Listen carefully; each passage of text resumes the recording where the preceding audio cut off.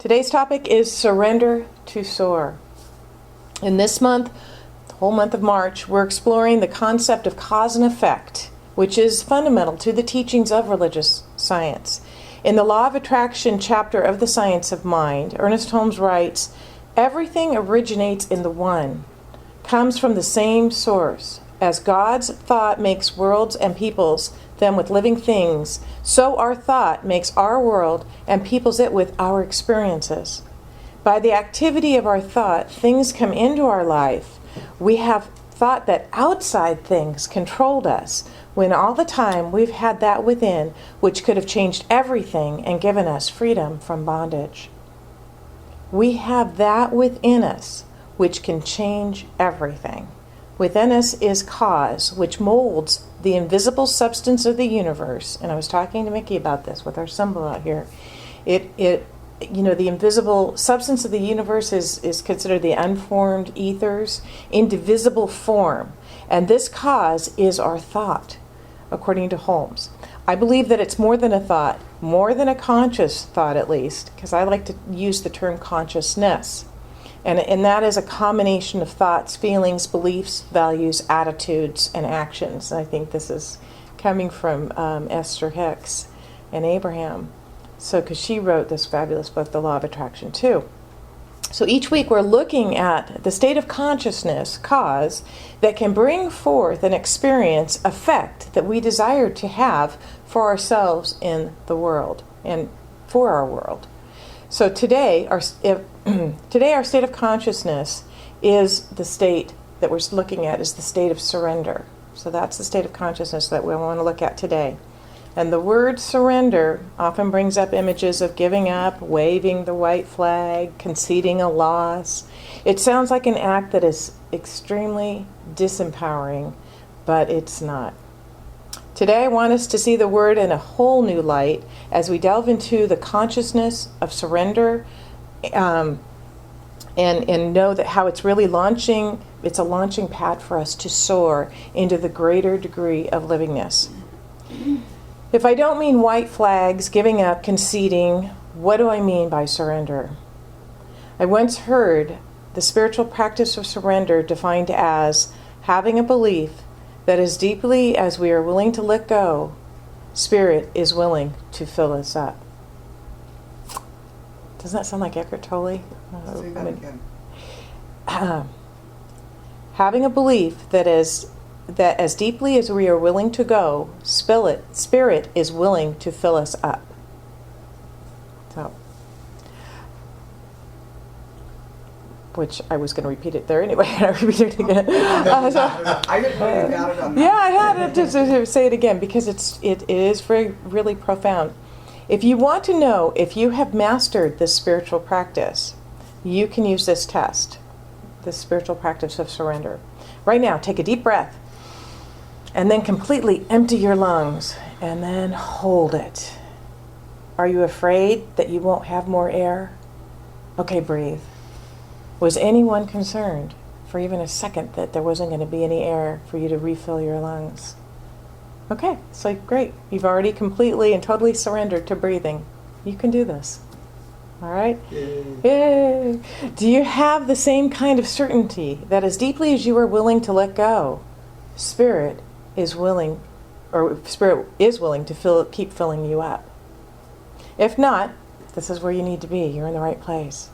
So first I want to explore this idea of surrender by looking at a biblical story.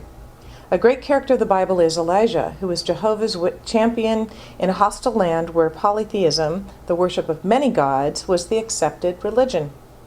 Against overwhelming odds, he had slain hundreds of prophets of Baal, understandingly bringing down upon his head the wrath of Queen Jezebel. So Elijah fled for his life.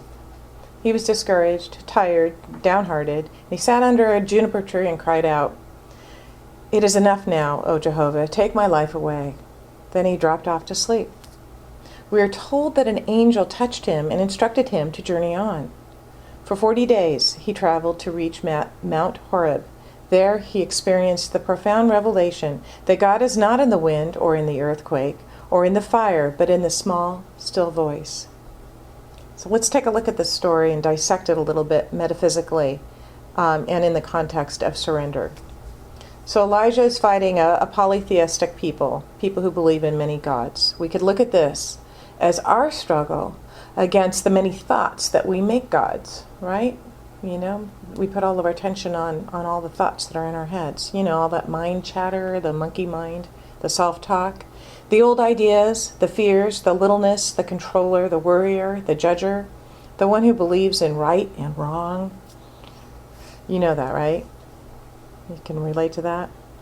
And that can be a little bit exhausting to be in that area, that constantly dealing with this mind chatter. What is it they say? We have 60,000 thoughts every day. Is that something like that? I'm not sure. There's a huge amount of thoughts we have every day, and like 90% of them are the same thoughts over and over and over again. It's amazing. So Elijah is exhausted and runs away, discouraged, afraid for his life, dejected, and sits under a juniper tree. And he says, "That's enough, God, take me away." Now this sounds on the surface like a white flag experience, giving up, conceding, doesn't it? But really, given how the story unfolds, it isn't that at all. Rather, it's his moment of complete surrender to God. He's giving up the fight. He's giving up the battle. And when he did that, when he made a complete surrender to God, letting go of the struggle, of the worrying consciousness, and releasing, whatever effect, that he was trying to accomplish, he was done, right? He fell asleep. He could finally rest. The monkey mind was finally quiet. And it was then and only then that the angel came to him and touched him. And the angel symbolizes a divine idea that came to him. And this idea was to continue his journey. And so he did. He continued this journey for 40 days. And remember what 40 days is. It's the number for all the time it takes for you to reach your spiritual awakening. Jesus was in the desert for 40 days. Moses was in the wilderness for 40 years. Buddha, 49 days under the Bodhi tree, etc. After taking his journey for 40 days, or after taking all the time it took, Elijah came to a profound realization. He realized that outer experiences, all the things that his monkey mind had been fighting over for a long time, had no power over him, but that his power came from the still small voice within that was God. This is a wonderful illustration of the power of ceasing the battle, the struggle, getting quiet, and being willing to listen. Listen for that still small voice. It is the voice of God within. When we surrender to the still small voice, we are really surrendering to the will of God. And perhaps we are afraid of this surrender. Perhaps we're afraid to say the prayer, "Thy will be done." Perhaps we're hanging on to old beliefs that it means we won't get what we want. That we have to live some boring religious life where we have to sacrifice and struggle, right? I mean, this has been depicted in a lot of movies, I know. But could we see that differently today? I'm going to read again from Eckhart Tolle because this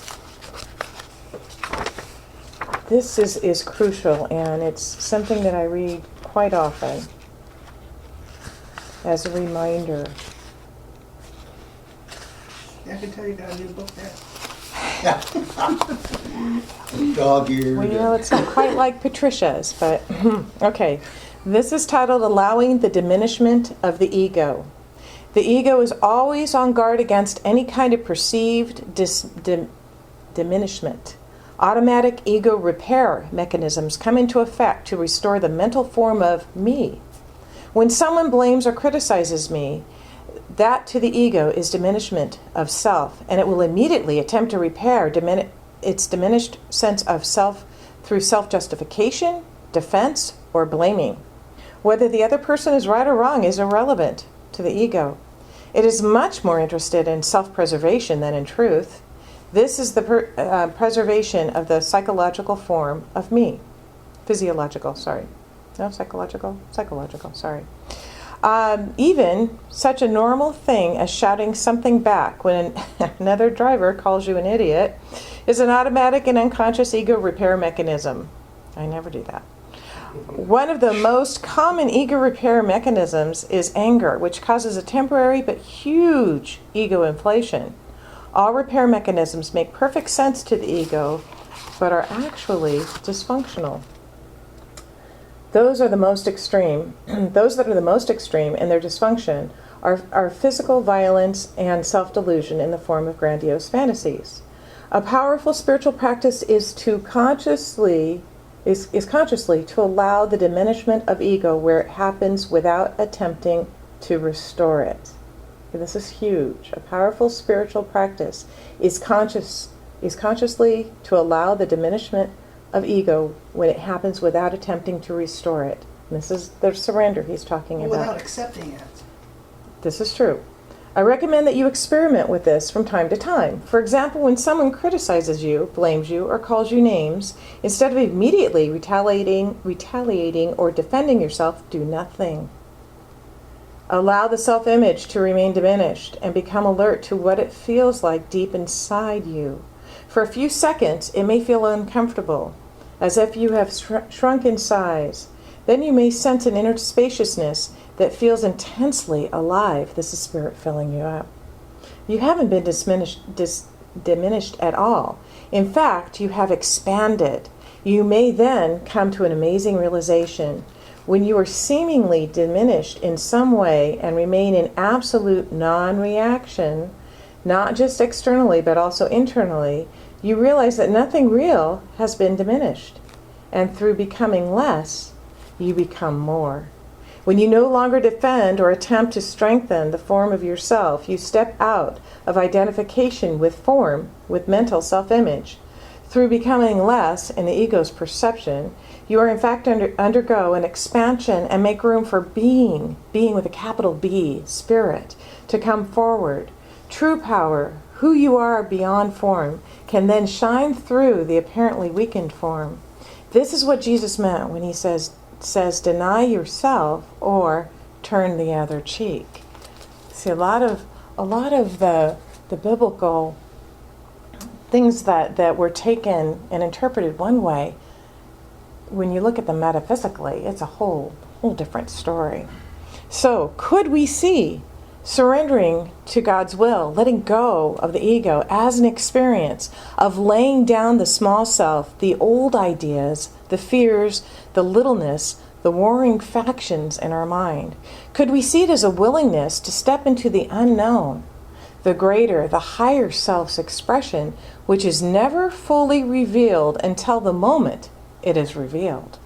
Let me say that again. Could we see surrendering to God's will as a willingness to step into the unknown, the greater, the higher self's expression, which is never fully revealed until the moment it is revealed?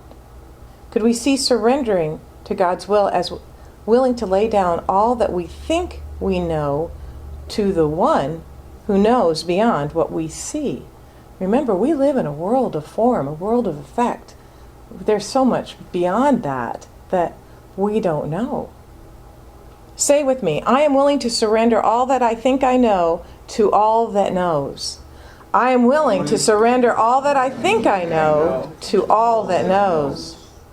What would it take for us to surrender the small warring mind to the divine knower within? Could we claim, thy will be done, and then rest in sweet assurance? We can do this more and more as we begin to really trust that God's will is for good. And before you see that, again, it's trust. It's like, well, I don't want to surrender to his will. What if he's got something in mind for me that I don't really want? God doesn't want what you don't want.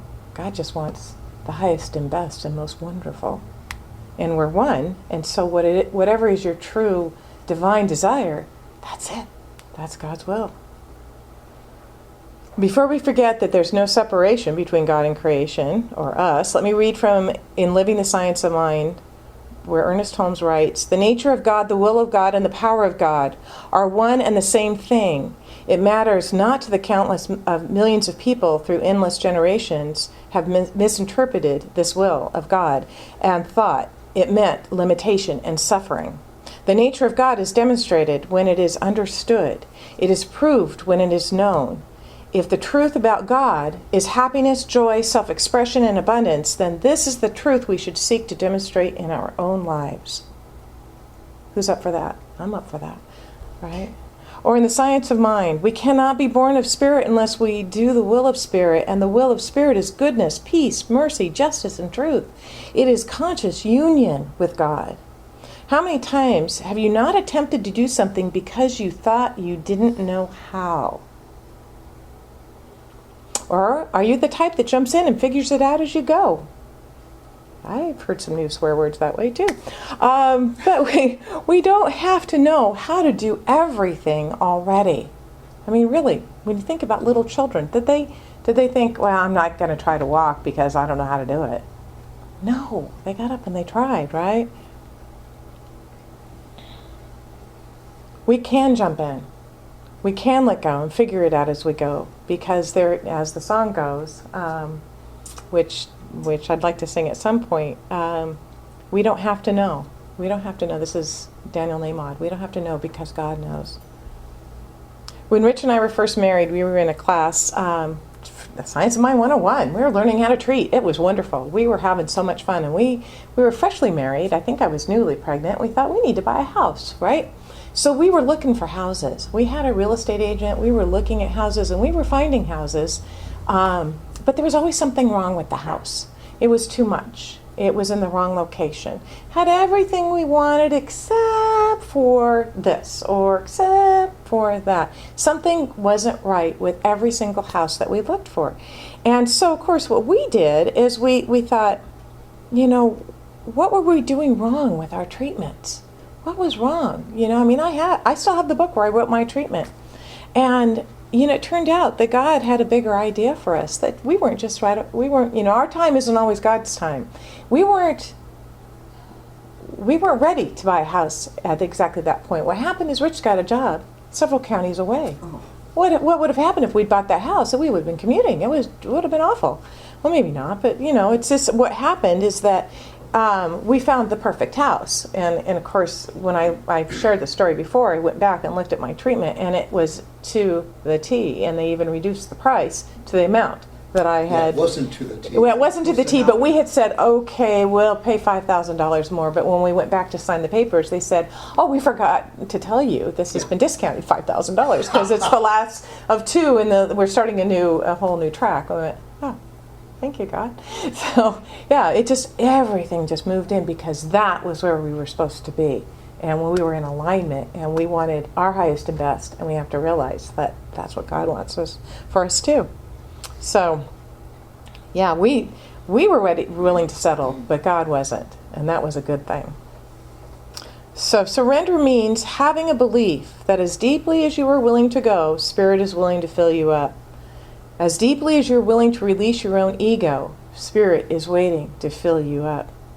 And when we truly surrender to that divine will, then we get to soar in the most glorious ways that may even be beyond our imagination, most likely are. You know, we're limited by the human mind until we connect. God's will is always for the expansion of life, for our greatest good, so we can know that truly, as we surrender, we soar. And so it is. So it is. And by the way, one of the nice